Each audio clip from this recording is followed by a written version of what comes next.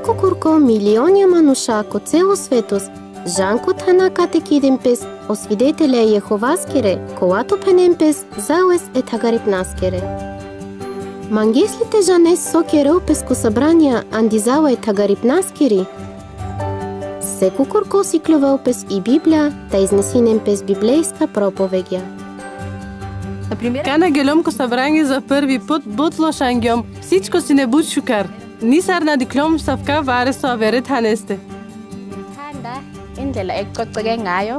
Мануша си любезна, възпитана, та иринен тук е внимание. Ко събрание щите авел секой ковато мангел. Овходи си свободно, тај нисарна на кео дискуси. О родителя си канимете авен печавенца, за тешунени програма заедно.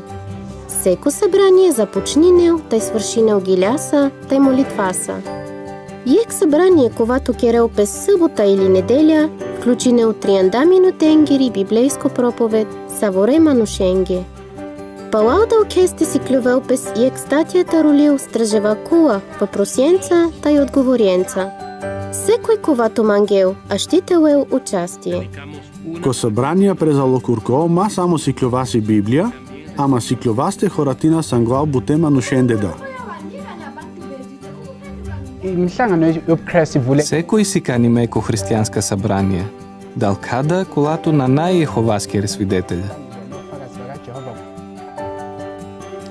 А щите жасте ко не тагарипнаскере залате, тъй кашуне си също библейско програма. Ко събрание Јеховаскере свидетеленгере, а щите си клювес и Библия, те ракес лачеа мауен, тај те възхвалинес едевоес.